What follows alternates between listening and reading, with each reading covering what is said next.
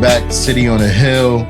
I'm super excited for this guest today. It's my guy. I known him for a while. Man, he won't tell you this, but probably one of the sweetest guys I know. One of the honest guys I know. Camp Out, aka Mikey Dabs. Appreciate you coming on. I'm excited to have you, bro. Yes, I'm excited to be here. I'm not gonna lie. Yeah? It's been a while since I've done like just a homegrown kind of feel podcast. We here. Mm-hmm. Call me homegrown. It's all good. But yeah, man. Organic. I got you. I miss it. You know what it is? Yeah. Like I've done a few and I'm like, I don't like this at all. This is too like orchestrated. It's too much. It doesn't feel like I'm being real and doesn't feel like you're being real. I mean, but this is not that. This is much more. No, this is it, man. This is it. Now, so man, I remember it. I wanted you on because I remember a conversation we had. We were at, I'm not going to talk about the conversation, but we had just met each other and we were at that spot on Fresh Pond. Not Fresh Pond. No. That was later, bro. That was when we was trying to do work. That was the meeting. Yeah, that was when we was trying to do work. I'm talking about if I'm pronouncing it right, Smorgasburg. Yes. And bro, you barely knew me, right? We barely knew each other. And you were just so open and honest about yourself and kind of just like, yo, this is me, man. Like, you know, and not only that, you were very inviting to the group of guys that were there. You were like super inviting. And I was like, man, he's such a good dude. Wing night. That was a wing night. Was it a wing night? It was a wing night. Yeah. It was a good time. It was like a wing meetup. It wasn't a wing night. Yeah. We graduated past those. Yeah. It was a good time though. But yeah, I knew since then, I was like, damn, all right. Yeah, that's a good dude right here. So appreciate that, by the way. Yeah. So I want to know who Mikey Dab is. No, not the Camp Out, even though the Camp Out comes along with him. But for you, man, where does it all start for you? You know? I'll do like a quick fast forward. So I was born in New Jersey, as a matter of fact. I was raised in Washington, D.C., Maryland, till I was 5. So you wear ACGs? Easy, chief. And then till I was 5, then reunited with my mom because I wasn't with her for my first 5 years. Like I met her when I was like 4 and a half. So then I moved to New York, Queens, as a matter of fact, Southside Jamaica, shout out.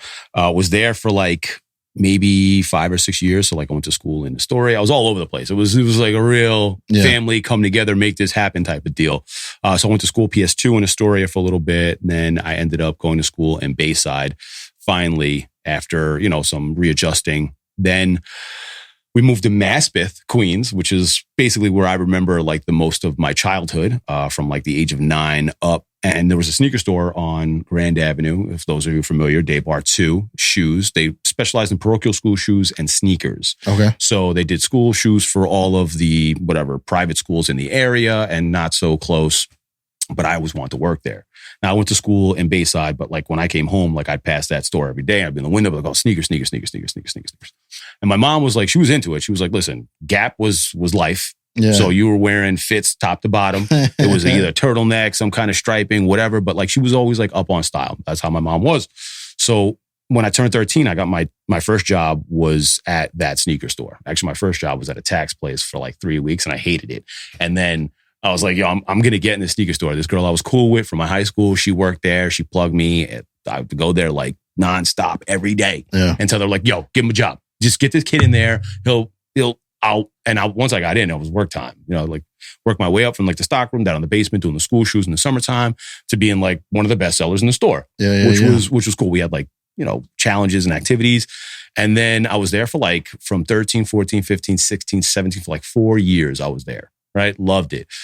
High school, was getting out of high school, going into college. And I was like, all right, I need more money because this is not going to work out. My uncle was in construction. I got into construction. So I did Local 20, shout out all my union dudes.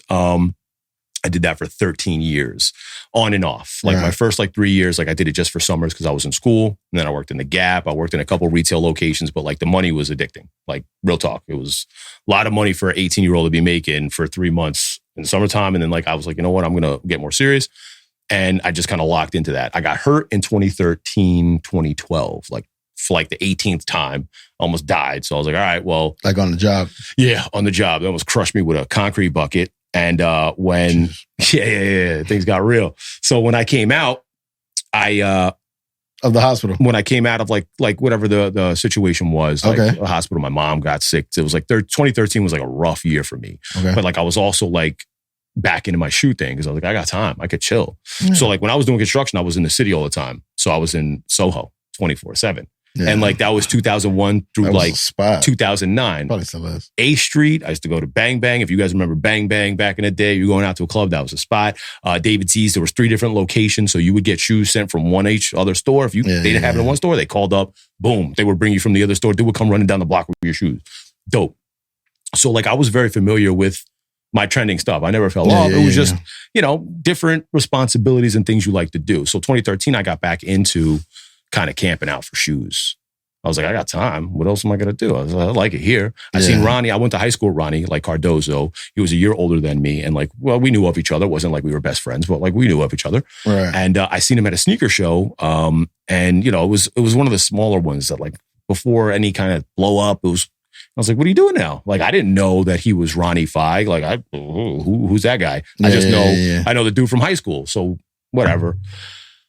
I go to one of the stores for, I think it was Flamingos, as a matter of fact. Flamingos or Miami? Come on, shoes. Yeah. July 3s. And like things got kind of crazy. I was like, what's going on around here? And like, I couldn't even get a shoe. I was like, wait a minute, what the hell? Why can't I get a shoe in here? Like, I didn't know you had to camp out. I didn't know that it was going to be mad people out there. I didn't know it was going to be. And then once I got in line and I seen what was going on with dudes were cutting the line, I was like, oh no. And I had my cane at the time. You might remember old school camp out with the cane.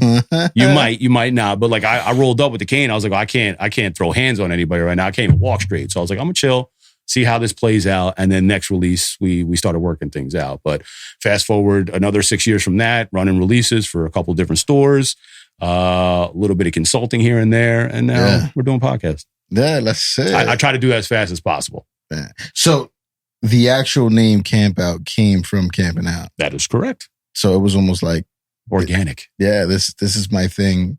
I am known for this thing. Yeah. That's fire, man. That's actually that's a lot you've accomplished. How old are you? I don't want to do that. No, okay. 38. I actually thought you were younger. Most people do. But even though at your age, that's a lot you've accomplished, man. Actually, I was just thinking about that last night. I was talking and I was like, you know what have I accomplished? And I want to accomplish more. Like you need to do more. Yeah. Only so much time you're here. That's fire, man. No, that's super dope. So as long as I've known you, even though you've done all that, I've known you for a few of those things, right? Yeah. And you hooked me up. I remember you hooked me up with the JT 3s. I still wear those to this day. Those are fire. A lot of people don't like them, but it's whatever. That's why you got them. Yeah, I love them. They're super underrated. He was like, I need those. I was like, all right. Yeah. So, well, anyway, but even with that, you were always doing something else. Yeah. You were always like, whether it's like shirts, hoodies, hats, just, setting up wing nights or whatever. You were podcasting. You was doing YouTube. You was doing, where does all that motivation come from? Where does that drive come from? Not just the sneakers, but just like all of it. Where do you get, is there a source? Is there there's a few. Yeah. Well, mainly my mom. My mom was always a single parent and she worked 3 jobs. You know what I'm saying? So like, I didn't see her a lot, but I saw her a lot. I don't know how she worked it out where like I don't know how she worked it out. She was like, listen, after school, you're coming here. So like she worked at a hair salon. She did like home care. And so I would go to either one of those 2 locations after I was done with school. There was no like hanging out. And like just seeing my mom, she was always going. And like, I know it took a toll on her. It was stressful, but when she worked it out and things were good, like you could see that she had a lot of passion and drive. And I didn't know at the time that it was rubbing off on me. So like when push come to shove or I start doing things, I like that perpetual movement. I like knowing that, when I'm done with this, I have to do this. Right. Otherwise you get stagnant. And I don't like being stagnant either, where it just feels like, I'm doing nothing. Of course, relaxing is great and taking care of yourself is important too. But you also, I feel like if it's a positive thing that you're doing, it comes back to you. Right. Like it's, what's it take? It takes an hour, it takes 3 hours, takes 3 weeks, takes 4, whatever it is that it takes from you, you should enjoy what it is that you're getting back from it. And if you don't, then don't do it. that's, you know what I'm saying? Wing night's fun. Like everybody comes out, everybody gets to talk. You get that camaraderie feeling. It's great. So wing nights were cool. The podcast is nice. People were watching and enjoying and commenting and taking the time out of their day to be like, yo, I really want to watch this. And I enjoyed doing it because of the response that people were giving. Like if people weren't watching, like I was still going to do it because I enjoyed doing it. And when you don't enjoy doing it, that's when you stop doing it. Yeah. Yeah. I'm a big advocate of if it feels like work, I don't want to do it. Yeah. If it feels like work, I just, you know, like even with this pod, you know, I've gotten like a lot of like suggestions and stuff like that, and people be like, "Oh, you should do this."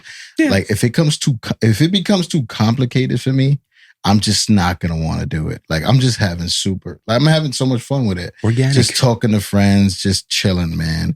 But you did mention how, you know, you didn't want to stay stagnant, or you didn't want to kind of like you wanted to make sure there was something right after the next thing. But obviously, as we get older, right, and especially in this era, we know rest is important.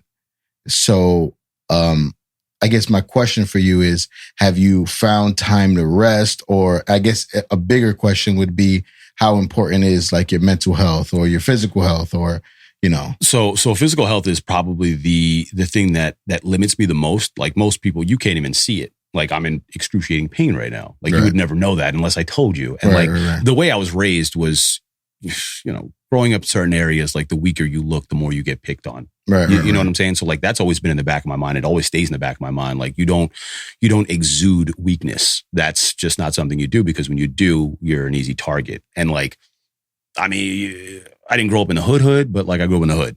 So like New York, that New York mentality, is still New York. That mentality kind of weighs on you no matter what you do and no matter where you go. So that mentality with the physical pain, like I know my limits. I don't tell anybody my limits. I know my limits. I know that like if I sit down for 3 hours because of my back pain, like I'm like, oh boy, I'm not gonna be able to move. I know my knees. I know my ankle. I broke my ankle. I fractured. I broke my femur. I have pins in my back, pins in my knee.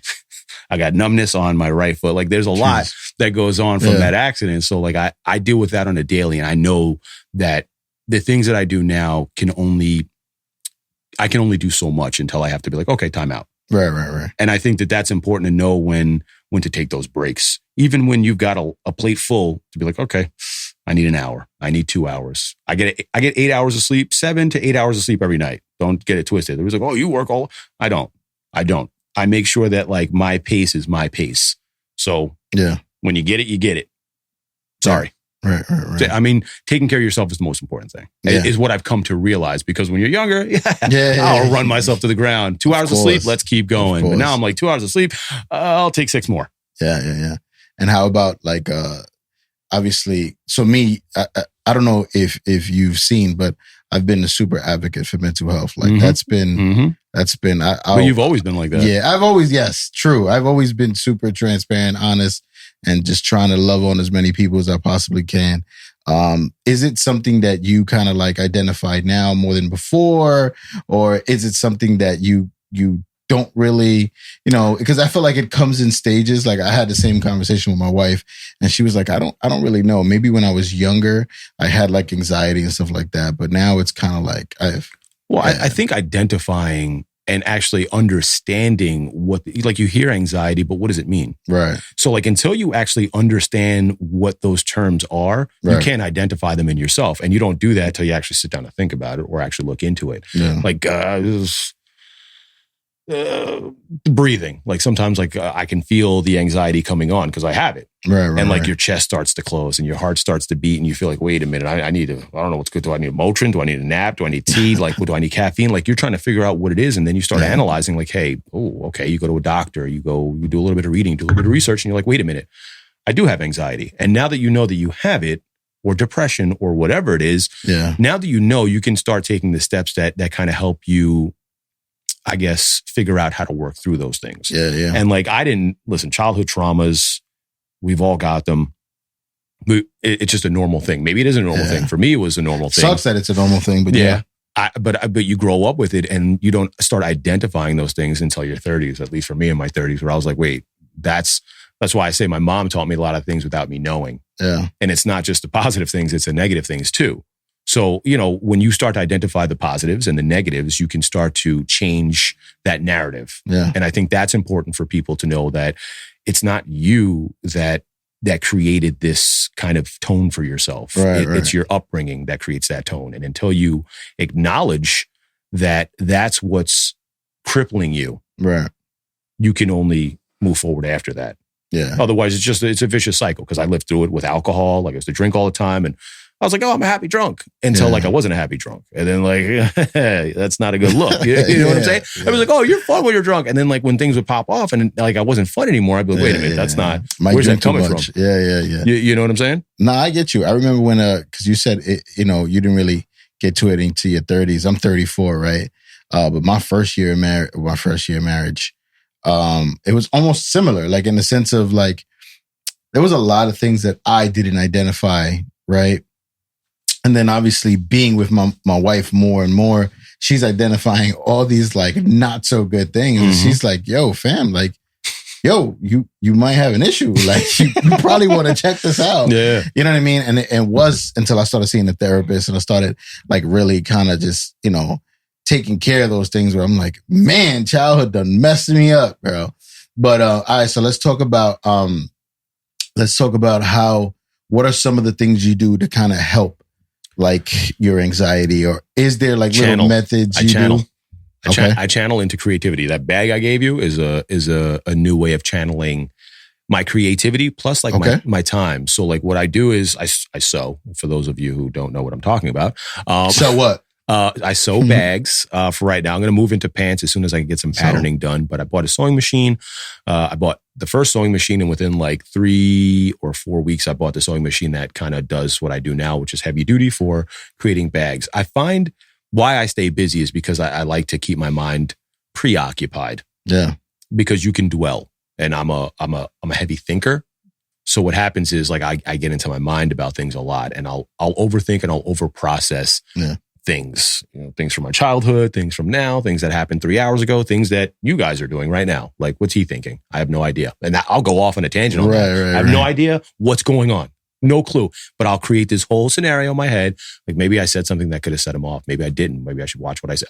Those are things that go on in my mind on a daily basis. And that's my upbringing, because my mom would always judge things that I did. So she would, if I didn't clean something good enough, if I didn't do something I was supposed to do, it would weigh on me as a kid. And now I have that same thought process with people. What are they thinking? Should I have cleaned that more? Should I hold that door? That's a struggle. So what I do is I'll sew. I do photography as well, which is another thing that I do. I always forget to mention that, but I like to take pictures, and that's very calming for me, because you can only focus on one thing at a time. The shot that you're taking, whatever it is that helps your mind settle out and blow all those other things away. Yeah. Anything that can make me focus on one thing at one time is really the most important thing for me to do. And that's kind of how I manage my thought processes or some of my anxiety, I should say. Okay. That's fire. So you mentioned photography, you mentioned creativity, right? Creativity is a thing that you kind of submerge yourself into. Mm-hmm. Shifting the conversation a bit. What would you say is probably some of the biggest things you've learned in your process? Of creating, or about myself? Let's go with both.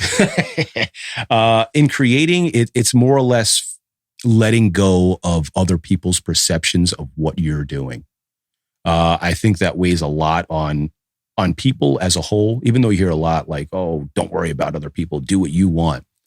Yes, you can do that. But in the back of your mind, you're always going to worry about what people are thinking, because especially if you're creating, am I creating something people want? I have no idea. I know what I like is what I like, but is what I like enough for other people to enjoy as well? I would almost say find a good medium between what you love and what you think is greatness and what other people are telling you they want. It sounds like, oh, how do you get a medium between what they want? If you get enough people to tell you what they're looking for, it's pretty easy. Yeah. If 30 people tell you, I like black and white, okay, and you like blue and green, how do I submerge that? So let's do blue and green and black and white. Let's figure out how that works together in one place, and I can give you the best of me with some of what you want. That's dope. There's that one. It's dope. So personally, that's the creativity, but it kind of works the same way. Okay. Like personally, I was raised to be seen and not heard. Some people know that phrase, some people don't. Where you don't speak unless spoken to, things of that nature. And like I had to break out of that as an adult because you can't communicate with people if you're not trying to talk to people, or you think people aren't trying to hear what you're saying. So I always try and find that line of delineation where I can talk to you and give you my opinion without hurting your feelings, right. which is a pro and a con. Because a lot of times people take that as like, oh, he likes it, or oh, he doesn't like it enough, or I don't know where he's coming from. Is he being honest? I don't know. Yeah. I'm always just trying to find a way to be honest with you without hurting you. Like that's, and I've more recently broken out of the not hurting you part, because the honesty comes with pain sometimes. Right. So you have to gauge that correctly, I think. So now that I'm hearing you talk, I've known you. As long as I've known you, you're a very vocal person. Yeah. Like you'll just get online and just start sharing. Yes. About different topics. It could be parking. It could be driving. No, driving's a rough one. But do you feel that all that has come from not speaking as a kid? Yeah. So I still deal with that now. Sometimes I won't share as much as I'd like to because I know people who are close to me might judge me. Okay. Might have certain comments that I don't want to hear. You know, like, oh, why are you showing that? Why are you saying that? And I'm like, well, why not? Yeah. Well, in my mind, it's why not? Because someone might be having that same thought. Someone might be having that same feeling who doesn't have a voice. And like, you know what? Like, I'm always on my phone, which is a bad thing, I know, but I'm usually talking to people, and I'm usually talking to people that are like, oh man, I was thinking the same thing. But you know, like right now, it just feels like it's good to voice how you feel if it's different from how everyone else feels, because everyone might feel the same way as you and you don't know. Yeah. So, I mean. Yeah. So I feel like even in what you're saying, you're still thinking about others. Yes. Like you're still, and that's the way I've met you. You've always been like that. But obviously for me, right? Mm-hmm. Even though I love to think about others, I feel like sometimes it's a gift and a curse, right? Because you kind of just put others first a little too much. But obviously talking about you in this scenario, what do you think drives you to be a better person to others or better friend to others? Like, why is that so important for you? It's pretty easy, actually. Okay. Do unto others as you want done unto yourself. That's like a childhood thing that you hear when you're a kid throughout. Whoa, share. Oh, would you want him to share with you? Yeah. Oh, would you want to do that too? So like I have that branded somewhere in my mind. I don't know where it is, but it never leaves. Like it's in everything I do. And like I can't escape it because I try to be like, you know what? I want to do what works for me and forget everybody else. No, I can't do it. Like right now, if we're talking and I want you to treat me a certain way, I'm going to treat you the same way. Yeah. Even if it's not in you to do it, I know that you can never be like, oh, well, he wasn't nice to me. Well, I'm as nice as I can be to you. Right. No matter what the situation calls for. And that's just how I do unto others you want done unto yourself. That's as plain as simple as I can answer that. Yeah. Fire. Hey, listen, man, keep it simple. Yeah. Do you feel like, honest question, you don't have to answer. Do you feel like at times you rather just not support people or be around people, or kind of just like, do you have those? All right. So all right, I'll just be honest. For me, everybody knows me. So I used to be a very angry kid. So that's why I feel like now I'm just like, all I do is love on people. Right. But there are those days where I just kind of want to do my own thing. I just want to not pick up my phone, just be home, play 2K, whatever it is. Do you have any of those moments? Absolutely. It's called Do Not Disturb. Yeah, I mean, seriously, for your own mental sake, you have to be able to say no sometimes. And like I had that conversation with myself on the way here. I have a lot of things lined up. You gonna turn around? Huh? Yeah, no. Like I got a lot of things lined up, and you know, somebody else hit me up to help them do something, and I was like, how do I tell him how do I tell him I can't because I'm so busy? Right. And in my mind, I wasn't thinking how I could tell him no. I was thinking, how can I problem solve him needing to get something done without me doing it for him or helping him do it? So I'm like, okay, well, I could tell him this. And like, I worked it out. Like I can tell you no, or do not disturb me while getting a solution for you. It's tricky. Listen, you need your time, no matter what you're doing, no matter who you are. And you might've been an angry kid. I might've been a little angry too. Between jail and a whole bunch of other things, in between the pleasantries I told you before, there's a lot of bad things that happen in there too. So like, and they're all lessons. Anger was always a deep rooted thing because you suppress a lot. You know what I'm saying? When you're brought up to suppress, you're not suppressing good things. You're suppressing bad things. Right. And when you get to that age where you can let those things out, trouble usually follows. So, you got to work past that stuff. And we all have it in us, I think.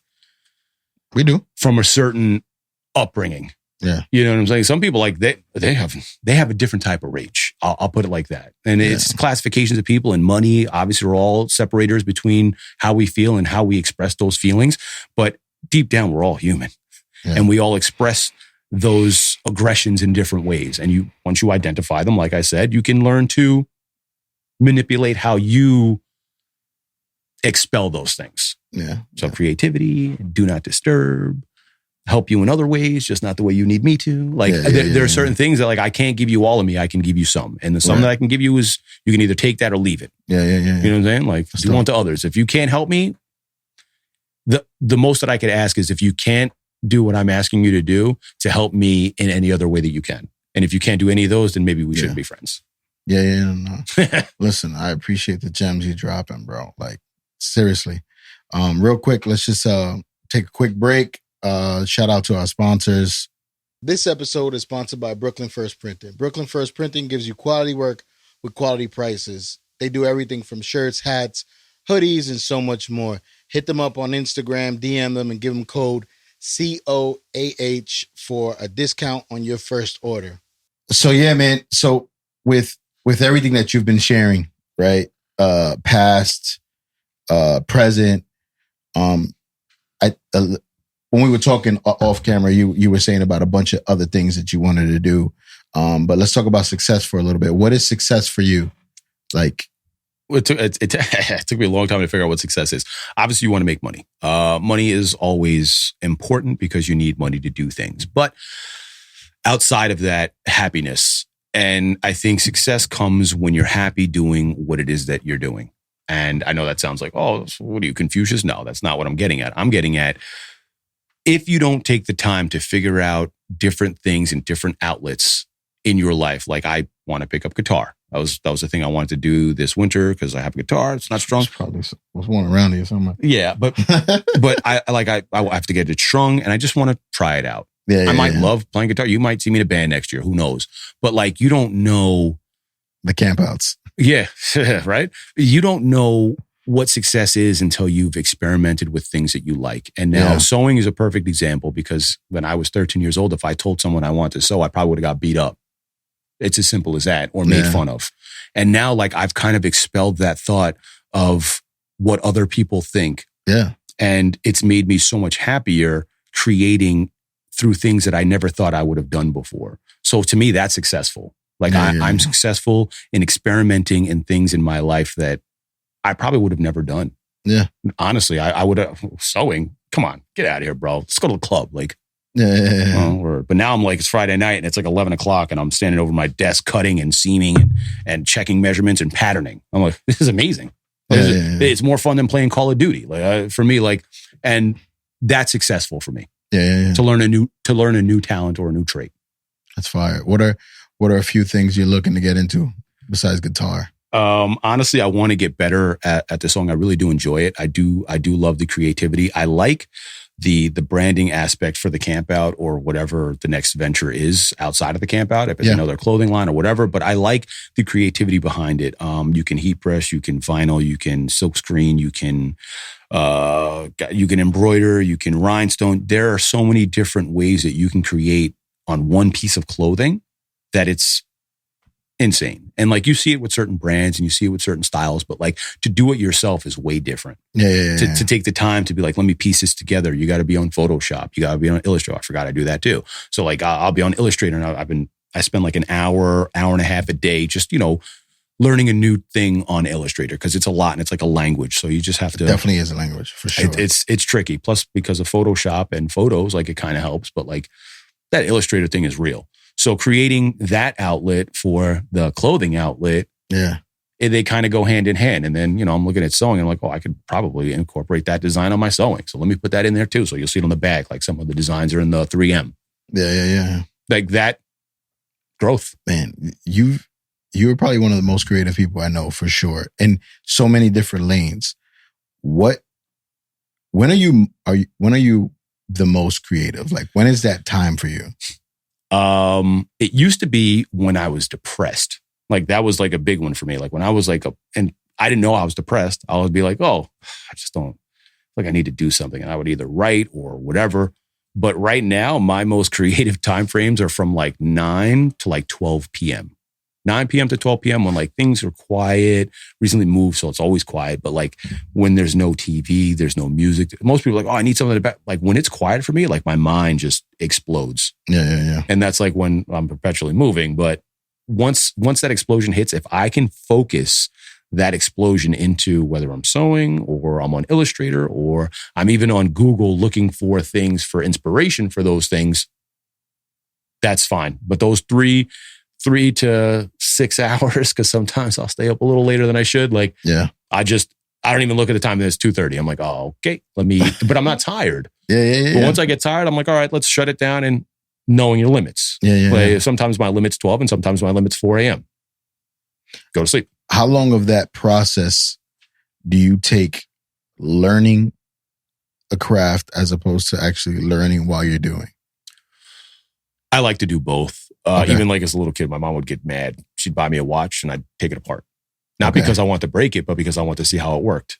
So like I didn't build watches when I was 9 years old, but like I was like, there's like a whole thing going on in here. And like, that's how I process. I process by breaking it down. Like, okay, so sewing, perfect example.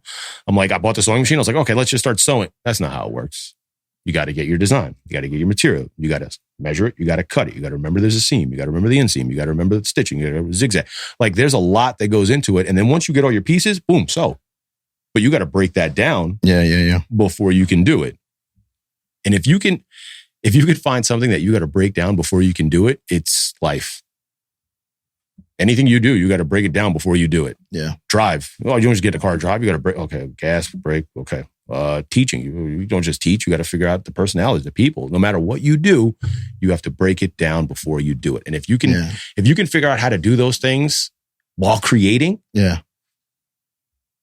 But the crazy part is you're already creating by breaking it down because you break it down different than I break it down. Right. And everybody breaks it down different than everybody else. So your recreation process, based on how you broke whatever it was down, is already something new. Yeah. So it seems like, you can correct me if I'm wrong, but it seems like you love the process more than the product. Yeah. You know what I mean? Like, it's like you're heavy in this. And then once it's done, it's like, next. Okay. Next. Yeah. I'm actually like that too, because I didn't realize I was like that. And I don't know if you play 2K, but I'm a big 2K guy. NBA 2K, right? But there's the draft portion and then the actual playing with your team. I would literally stay stuck on drafting at the best team I possibly could. I'll probably play 4 or 5 games and then I'll just go back to drafting because I always wanted to make that draft team better than, like, how can I pick it and how can I do that? So it's interesting that I'm hearing that come out of you. So, all right. So with the life you've lived personally, creatively, business, everything, what is a piece of advice you would give your younger self or someone younger than you listening right now? Care way less about the opinions of others. That's probably the single most important thing that I can say, because there are billions of people on this planet. We're not all different. We're all different in certain ways, but like there are a lot of things that connect us. And the thing that you think that your peers don't like about you, a million other people might love about you. Right. So, I mean, it's understanding that the more you are who you are, the easier it'll be that person, the easier it'll be to be that person, because birds of a feather flock together and they'll find you, especially now. You got social media. I mean, no matter what you post, how you post it, people will dislike and people will like. Care less about what other people think and do the things that you love, as long as it doesn't hurt other people. Right, That's the important thing. You don't want to. I like guns. That's not what I'm promoting here. I'm saying if you like to sew, if you like to sing, if you like to create music, if you like to write, if you like all of those things that you think other people would shun you for, there's a whole world that would embrace you for. Yeah. So, and it'll help you deliberate who's really there for you and who's not. Yeah. I think a big part why I started this whole City on the Hill thing was because honestly, there's a bunch of conversation pieces out there where you can listen to. But for me, I'm a little bit selfish. I just like having the conversation. You know what I mean? I feel you. It's just the fact that I just get to, and this is just a way for me to just sit down with a bunch of friends and just talk about just regular stuff and just learn. And learn. Yeah. Learn and soak in. And by the end of it, I want to be like all these pieces put together and forget about it. I'm going to start sewing tomorrow. I mean, like your profession itself is a telltale sign of the type of person that you are. Yeah. I mean, like it kind of alludes to this as well, because it's almost the same thing. Yeah. You're breaking down in a conversation, pros, cons, positive, negatives. Yeah. But like that's your breakdown process. Yeah. And like if you could think of other things that you could break down in that same thing, and I wouldn't say rebuild it, but understand it. Yeah. What you're doing now. Why not? Yeah. So there's this question that we have that we toss to everybody who comes on. If you can have a billboard, where would you put it and what would it say? And the why? This was probably the trickiest one out of... And I want to keep no one likes answering this question. It's not that I don't like it. But it's like one billboard in one place. So you have to it has to be impactful, it has to be meaningful, but it also has to be you. Yeah. So it's like, where do I put it? Oh, I don't know. Like, where do I reach my target audience the most? I would probably say what bridge is that? That is the bridge that goes into LES, the Williamsburg Bridge. It would be a billboard probably on the city side where everybody likes to run over, even though they're coming from Williamsburg. I feel like more people view it leaving the city than they do coming into the city, because like you have a focus when you're going in. You're like, I'm going to see this. I don't care about this. There's traffic. Oh, there's traffic. But on your way out, like you've accomplished goal, you're a little bit less tense. That's a legit breakdown of this question right now. Yeah. Okay. So listen, man, it is what it is. I do these things. So on that side of the bridge, like you go for your run, whatever it is, there's that. And it's just be you. That's it. Simple. Be you. Very easy, very clean, but embrace it. Not like on the way in, be you is like, oh, what does that mean? But like on the way out, you're already, the dopamine levels are lowered. You've already accomplished your task. Whether you're going home, you're going to chill, be you. Nice and easy. Man, be you. That's a new shirt. With a 0 instead of an O in the U. Don't mess around. All right. We're about to wrap up soon and have some fun questions, but give me 3 people who influence you, who are influential in your life. Or influenced. I'll go with my mom, obviously number 1. My uncle, he was a dialysis patient for almost his entire life, and probably one of the, I wouldn't say most creative people, but most creative people. Like without even realizing it, like not understanding that like his process, and he wasn't like handy capable to do everything. Yeah. So like to watch him kind of force himself to do things, knowing that he wasn't able to, was probably another reason why I do a lot of things that I probably shouldn't be able to do. Right. And the last one's tricky. Those two were like 100%. And I was like, who's the third that I can go with? I don't even know if I have a third. How about that? You don't need a third. I could say KB, as a matter of fact, because she's so I mean, she's so different from me. Yeah. And like the way she expresses herself to the point where like I respect it so much that I started taking pieces of it. So like I probably wouldn't be as vocal now if it wasn't for conversations with her. Right. And be like, you could just say that? How could you just say that? And I'm like, wait a minute. Maybe I can say that too. So like, I guess she's influential too. Yeah. That's dope. Talk to her the most anyway. So it's like, what do the next 5 years look like for you? Building. Building. I just want to, I'm working on a project right now that I think is like really, really big. And could be really influential for a lot of people. And I think that if it's done correctly and is given the right nourishment, can really be something that lives on forever. I would like to be involved in something that takes its own thing, takes on its own life form. I don't want to be the person, oh, he did it, but like be a part of it. Yeah. And I think this is something that in the next 5 years we'll have exponential growth. So, I mean, I can't talk about it too much, but it's at some point you'll understand. Yeah. I think yesterday I was a part of we went to Carmine's in the city for like a lunch meeting. Baked clams are fire in there, by the way. I love that place. But it's interesting that you say that because someone said literally at the table, he was like, do you want to be the greatest or do you want to raise up 10 better than you? And I was like, man, kind of like identifying what I necessarily want to do or where do I want my 5 years to be. So yeah, no, that's dope, man. I appreciate you. Both. Yeah. I'm not going to lie. I mean, from the age of when I was in construction, I want to be the greatest person in construction, whether a signal guy, I did concrete. You said signal guy? Yeah, like working with cranes. Okay. So like if anything goes to the building, use a crane, you boom up, boom down, left, right, whatever, up, down. Anyway. I'm the guy with the stop sign. Yeah, well, I flagged for a little bit too, but like everything I did, I wanted to be like, yo, if you need somebody, call him. Because you could be like, I need somebody to flag for the next 10 hours and I don't want anybody getting hurt. Cool, send him because he's not going to get off. He knows what it is. So that's an important role. Yeah. Oh, super important. Okay. You know what's funny is like everybody thinks that's like don't worry about that guy. He just got in. Nah, man, that's where they stick you. But it's the most important job because if traffic comes, if people walk by, everything gets held up. You can't have that. Plus, if you've ever watched one of my traffic rants, you'd know very important role of the flag guy. Because if you're not directing that traffic, what are you there for? Hey, I used to be. Hey, you're doing it. Guy, slow. You're doing it. Or stop. Which one is it? Not in the middle. I can't tell. Anyway, that's hilarious. What I would do, I lost track of thought. What were we talking about? Oh yeah, you can be both. Yeah. You can, in my 20s, I wanted to be the greatest.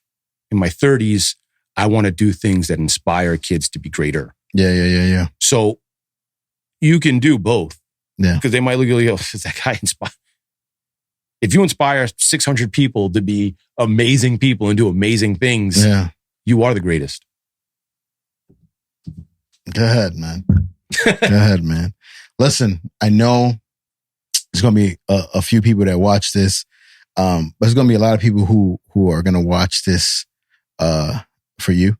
And I know I would be horrible if I didn't ask any sneaker questions. Oh. So here we go. All right. I forgot about shoes for a minute. That's good. Yeah. Top 3 shoes, and you could never wear anything else. Ooh. It's going to be a 993 gray. I had this conversation literally like 2 days ago with somebody like, oh, what do you? I'm like, I haven't bought a shoe twice in the same colorway for the same reason in 15 years, 20 years. Yeah. So I got to give it up to the 993. That's number 1.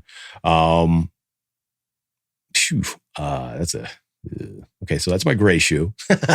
Let's go with a cream crafted Air Force One. Not all white, cream color, because all whites, it'll never last forever. The cream is good. It's good beater. And I should probably go with it's either Yeezy 2 Plats or the Casteliers from Diodora. It's one of those two. I can't tell you which one it is, but it's one of those two. That's fire. So somehow I snuck in 4. Yeah, no. For me, it would be 3 Saucony shoes. No matter any anyone's. No, it would probably be like I'm a big A-Life guy. You know that. So. I almost wore Saucony today. Yeah. You should have. Life on Mars, but the Reds didn't match.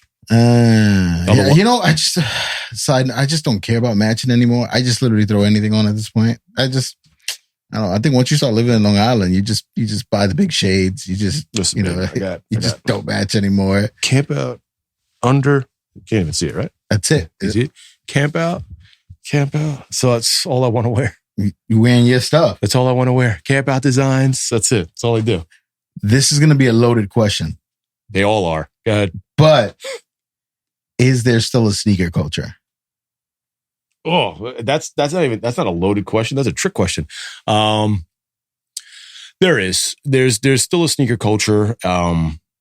It's different. There's two different tiers of the sneaker culture right now. It's the younger tier, which is they're indecisive. Yeah. They're still trying to figure out what it is that they love, what it is that they hate, and what it is that they're trying to embody or where that passion comes from, which is, I think, why we have a different look at it, because we know where the passion comes from. We're like, we couldn't get it and then we got it and we're old enough to see it and we can appreciate it, and we want the longevity, we want the style, we want the color. We like all that stuff. Yeah. Right now, it's like what's trending, what's selling, what's not. And then as they get a little older and they figure out a little bit more about what it is that they're after, it'll come back to a culture for them. They'll be in their 20s, late 20s, and they'll start to figure out, oh, you know what? I do love that shoe and I missed that.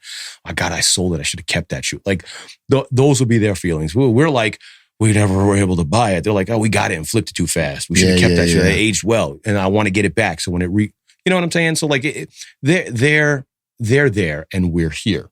And we're at a point, my do not disturb finally turned back on. Sorry.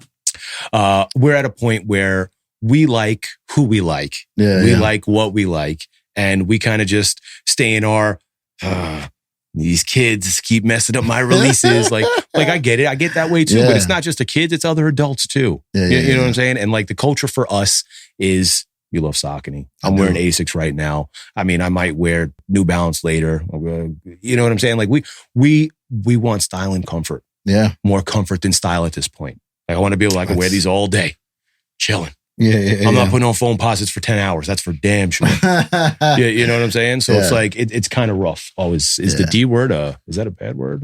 You're good. All right. The interesting part is, I feel like, all right, pause, by the way. I feel like the interesting part is I've always been into Jordans or whatever, Air Forces, Nike or whatever.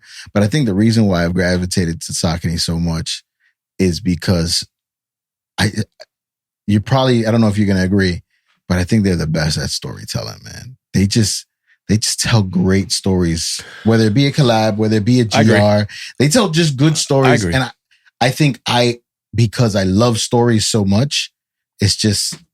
I can agree with that only because I know the team at Saucony.